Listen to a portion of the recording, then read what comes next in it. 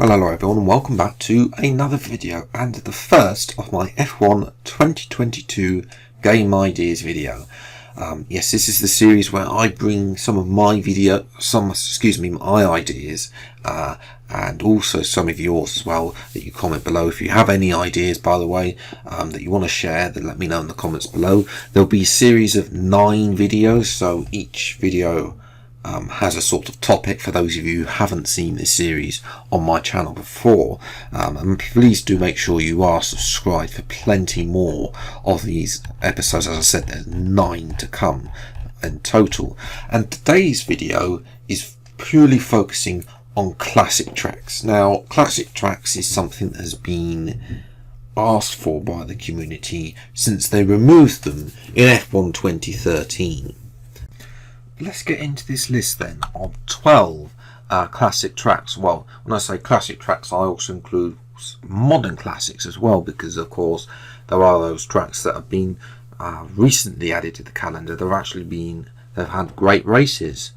Tracks like Mugello, number 1, hosted a Grand Prix last year, didn't make it to the F1 game, but to have that track in the game, it's a track that, like Portamel, is a challenging track. It can be a challenging track to drive as well. I have driven it, but only on Forza Motorsport 7, so I'd love to be able to drive it in a modern day Formula 1 car as opposed to a 2017 Renault, which as well, and the handling model not quite realistic as on the F1 game, I must say. But nevertheless, Mugello, it's got loads of gravel runoff as well, so there is really no room for error as well, and it's a nice track to drive as well. The second track, though, does have a lot of heritage and has been until actually quite recently. I mean, it was actually on the track calendar last year, but apart from that, until this past decade, was on the calendar every year. The Nürburgring. It's got a track that's got a lot of heritage. Last year's race, not quite as interesting as we would hope. Everybody, of course, was struggling to get the tyres because it was cold. They're like 12 degrees out there. So, but nevertheless, it's a track that's got a lot of heritage. It's also got a hill, so there is a challenge there that people have tried in the past on F1 2013 to do a full 360 over that hill as well. So that's again another little challenge that they could introduce, but also the Nürburgring hosts another part of it, because they could also add the Nordschleife, which is that long big thing, the full layout, because I don't think an F1 car has been around there recently, so it would be nice to be able to see, okay, let's see what an F1 car would be able to do there as well. Wouldn't be very many laps in a 100% race. You'd probably have a 25% race at 1 lap or something like that, or 2 laps, something ridiculous like that. But nevertheless, it would actually be quite fun to drive. I have driven the Nordschleife in project cars, but as I say, it's not. We want to try and bring these tracks that have got a lot of heritage and are fun to drive, bring them to the F1 game, and it adds longevity. That word makes the game. Basically, what I'm saying is it tries to bring those casual players that may pick up. Oh, there's this classic tracks. I'm going to go and play the F1 game for a little bit longer this year, as opposed to picking it off, because I think now we're getting to the end of September. Forza Horizon 5 is coming out in 2 months, I think it is. FIFA's coming out as well. But the point is that these games are coming out now, and F1 it really isn't going to be able to challenge them anymore until we get get a resurgence when Imola gets released. But other than that, long term now, we're entering the second phase of the game cycle, where a lot of the more casual players have started to drop off, and it's just the players that play the game week in, week out are now just left to see what the game has to offer. But anyway, moving on to with this list, Indianapolis is number 4 on my list. It's a track that I don't have a lot of memories of Indianapolis growing up. One thing I do remember is 2005 US Grand Prix, obviously with those 6 cars that started out of the 20 there. I remember that Grand Prix, unfortunately, but other than that, as well, it has got a lot of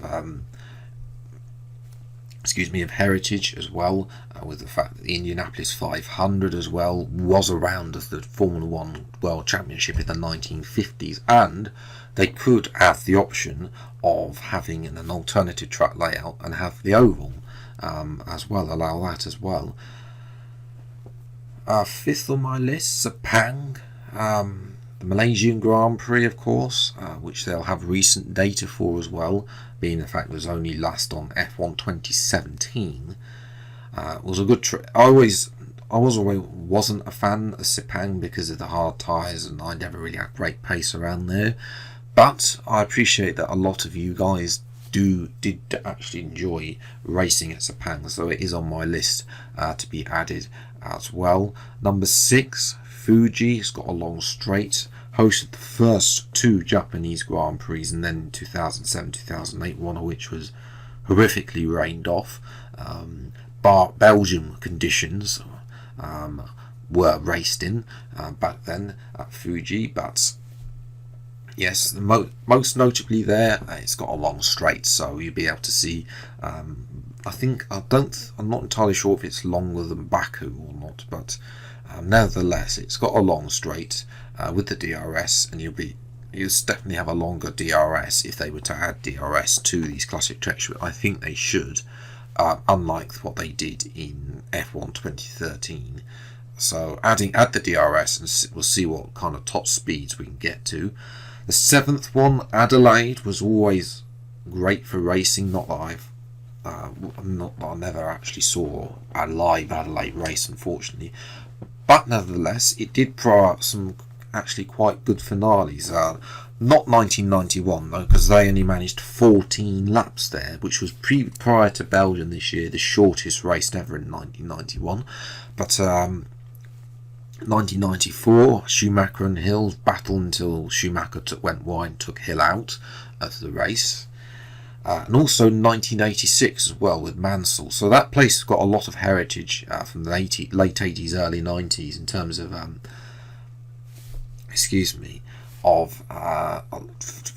championship finales and outcomes. And also it's a street circuit as well, so it will also be, I think that I've never driven it, so I don't know what it would be like to drive, so hopefully the fact that it would actually be quite a nice street circuit to drive, a bit like Singapore, I think. Number 8, Kyalami, as well, another former F1 track with a lot of heritage. I think it's something like 23 Grand Prix or something like that hosted here at South Africa. As well, again, I think F1 plans to go back at some point to Kyalami, so to have the track in the game already would prevent any issues with the community moaning that the track's not in the game as well. Don't actually know any great races there. The only race that I do know of at Kyalami was in 1982 when the drivers went on strike. So yes, number 9, Long Beach as well, is another track that doesn't have quite a lot of heritage. I think there's only like 6 or 7 Grand Prix there. Excuse me, but it did have something where fantastic racing. John Watson actually, I think won from something like 22nd on the grid, which is, I think that's the record for the furthest back victory in Formula 1, which can't be matched obviously in real life anymore, because there aren't that many cars on the grid. But nevertheless, it's a nice track to drive. I have driven it. It's not quite got us I haven't driven the version of the circuit though that was driven back then. I've only driven the modern day layout, so might be better getting the old layout added to the game. And then obviously, of course, it's got nice visuals as well because the Queen Mary's just next door. Number 10, the Turkish Grand Prix. Now obviously the calendar is set to be out. It looks like the Turkish Grand Prix isn't going to be on next year's calendar, but we'll have to wait and see. The 15th of October, I think, was said that the calendar's getting revealed. This is just for people that are watching after the 15th of October. This video was recorded before then, so I don't yet actually know the official calendar, although it has been leaked, and I thought the leaked version did have Turkey on it, but whether or not they put, obviously it'd be one of those ones if they can't get into Singapore because of restrictions and whatnot. But nevertheless, Istanbul anyway, regardless if it's on or off the track, should be added to the game. It's a nice track to drive. I drove it last year in F1 2011, which we might have to have a go. If you, by the way, want to have an online race around Istanbul, then let me know in the comments below, because F1 2011 is available in the Steam store for 99p. So we might have to set that up at some point as well. But yes, it's a nice track to drive. Got a couple of DRS zones as well, and I did a last to first challenge there with Vettel, I think it was at the time. So yes, it's quite a nice track to drive as well. Also technically challenging track as well, because not only have you got the fast zone, and you got the that triple left-hander at turn 8 as well to deal with as well. So to be able to race those in a modern day Formula 1 car would be absolutely, well, to see how much we can give into those corners as well, to test the aero capabilities as well. Now, the 11th track on this list, Portamel. Now, you might be saying, Peter, Portamel's just been added to the F1 2021. Ah, yes, but Portamel is not on the leaked calendar for F1 2022. Now, if they do decide to add it, then they do have the data. But the thing is, they spent if it's not, then they spent a lot of hours working on Portamel, and it's only just come out 2 weeks.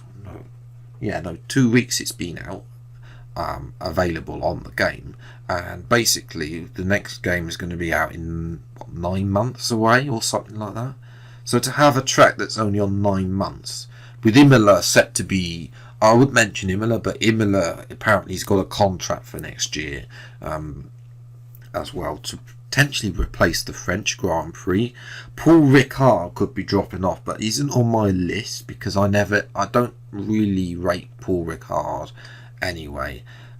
But could be another one that could be added as well easily because they got the data for it as well. That's the same with the likes of Hockenheim as well, because they got the data from F1 2019 as well, compared to some of the other tracks that they would have to build from scratch, like Indianapolis, Indianapolis, Fuji, Adelaide as well. The tracks that Codemasters wouldn't have a basic amount of data for, whereas you compare to tracks like Hockenheim, even the Nürburgring, and also Istanbul, that haven't been on the F1 game for years, I believe they would still have some basic data that they collected down then, and they probably needed an upgrade to fit the current specification they want. But they spent a lot of time on Portamel, and the fact of the matter is, it looks like if they don't add classic tracks, then all that work is going to be going right down the drain.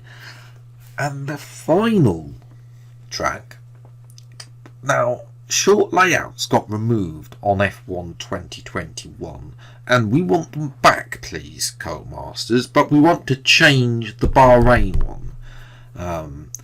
Because the Bahrain outer circuit did host a Grand Prix in 2020, and it would be actually quite a nice addition to add that as well. So Yes, and they should be able to also correct. Also, I'm expecting them to correct Spain, Australia, and Abu Dhabi as well in times for next year's game.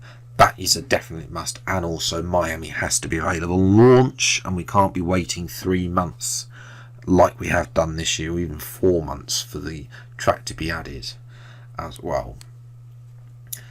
But yes, those are my 12 tracks. If there's anything that I think that I've missed, then let me know in the comments below. But now it's just a quick mention, because I don't want to mention. I'd rather mention it now. While we're on the stuff of classics tracks, we might as well mention classic cars. Now, classic cars got removed for F1 2021, unfortunately, but we think that they're going to be added back, especially the fact that Fernando Alonso's Ferrari, 2012 Ferrari, was apparently leaked at some point.